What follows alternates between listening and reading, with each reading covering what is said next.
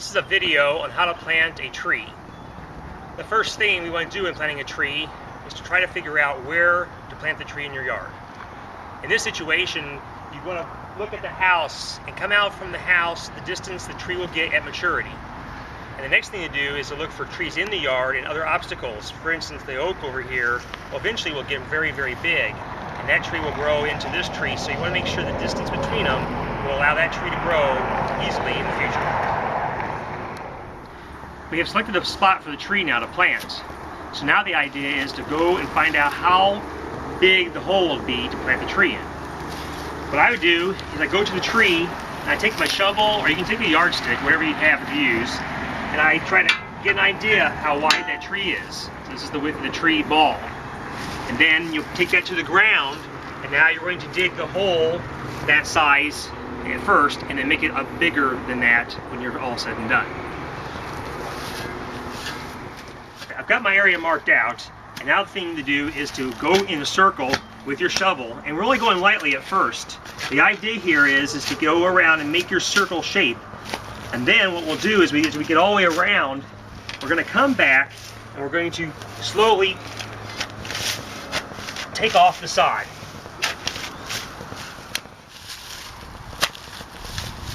The idea of taking the sod off is to keep the grass from getting mixed in with the soil as you're planting.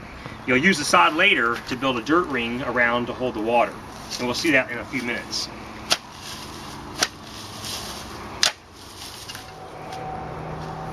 We removed the sod, and now we've dug our hole for this tree. I determined the depth of the hole to dig, again, by measuring the ball of the tree. The shovel at the bottom of the ball, and my hand here where the top of the ball of the tree is going to be. When you plant the tree, you want that tree to be at least even with the ground, the top of this ball even with the ground, or maybe 1 inch higher, but not lower than the edge of the ground.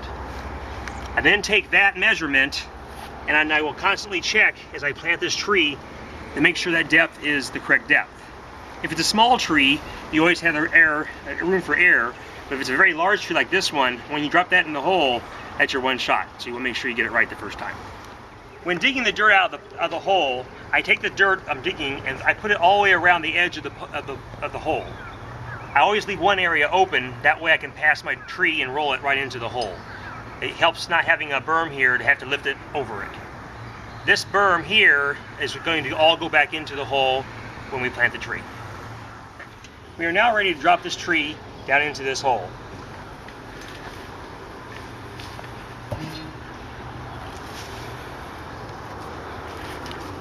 This tree planting is one on a slope. The only difference between a slope and then a regular yard is that on a slope you're going to have an angle here, so you're going to have more of a berm at the end to hold the water from going past the tree, so it collects here, and you'll have much less berm on this side.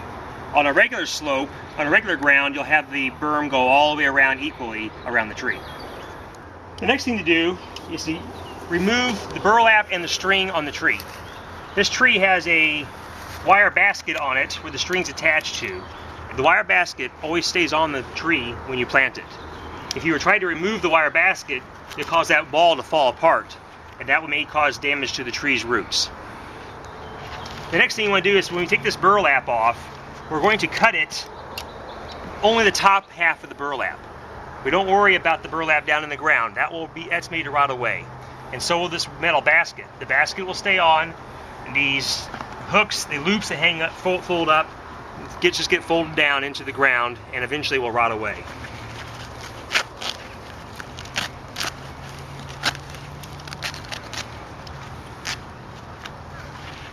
We're now going to add amenities to the soil. Not everybody's soil is a good quality, so we always want to add something to it to help the tree get started growing. Eventually that tree will have to grow outside that area, but a good little help, it wouldn't hurt. Today I'm using cottonseed burrs. We use these a lot now. We used to use peat moss, but a lot more now on cottonseed burrs. It's a product of cotton burrs, just the outside shell. They grind it up, and it makes a good additive to the soil. You can use a wheelbarrow in your yard if you don't want to get dirt all over your grass, but if you have the area to work with, I always just mix it right here on site and then work it in.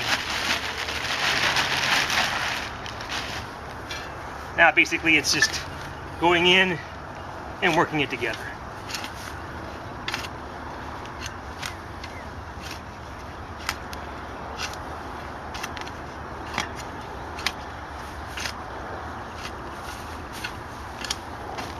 The hole for the tree is actually wider than the ball itself.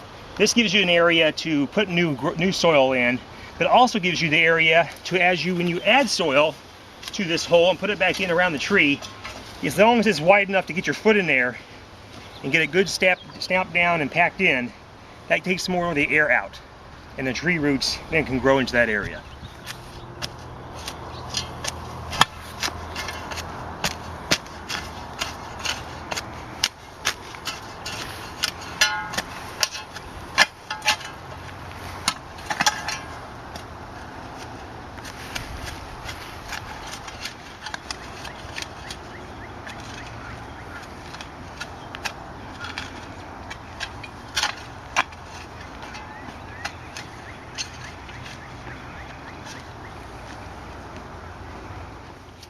If you have an area where you didn't quite dig it big enough and you can't get your foot in there to stamp the soil down, I'll just take a shovel and turn it around, and I'll use this to pack that soil in. If you have a shovel that just doesn't have a T-bar on it, you can always use something in the house that has something like this, or a wider stake or a 2x4 to help pack that soil in as you go.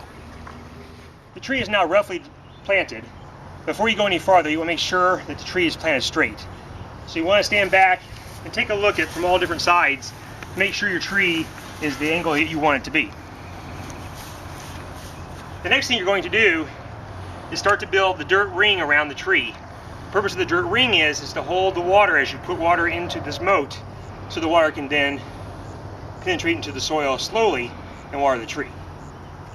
At the very beginning, we cut our sod away from the soil. Now you take the sod that you cut away earlier, and you're going to use it as a form for your berm around the tree. I take the sod and I put it upside down, keep it from growing anymore. And we're using this up, and it starts to build this ring around the tree.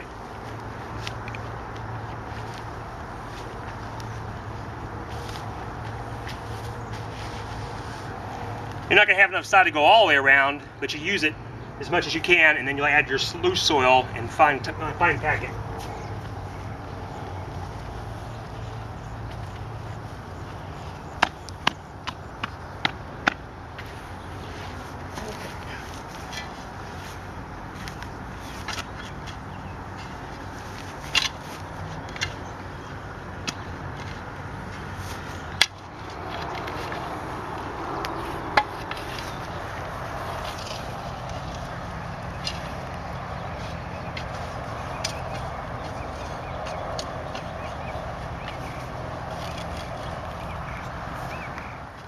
Once you have the tree planted, you need to give it some fertilizer.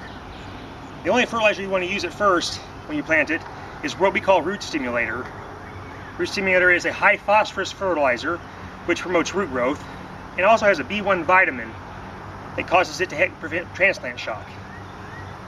It says 3.5 tablespoons per gallon, so you take 3.5 tablespoons of this product and add it to a gallon of water, and then you pour it around the root zone of the tree. Now I've now poured it into the bucket, and I added my water to the bucket to the right amount. Now I'm ready to pour it around the tree, and I'll pour it real slowly. And again, on this side of the tree, you're looking at about 1 gallon of the mixture around that tree. You can let it soak in. If it's a smaller tree or a shrub or a perennial, you'll use like a ½ gallon of that mixture per plant. The root stimulator now is into the ground. And then you'll do this also 2 weeks later. You'll do this again with the root stimulator, and then 2 weeks again from there you'll do it again. A total of 3 times after you plant the tree. Now it's time to water the tree more. Now the purpose of doing this is not because the tree immediately needs water, it's because now you're trying to get the air out of the ground. You pack it down with your foot. By pouring the water in there, it forces air out as the water goes in. Air down around roots kills roots. So having water go down there and pull the air out helps the roots from dying. The final thing we're going to do is put mulch around this tree.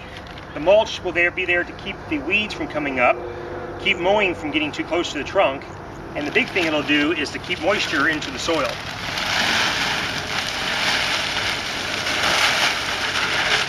basically pulling it around the tree and now finally grading it to a finished product.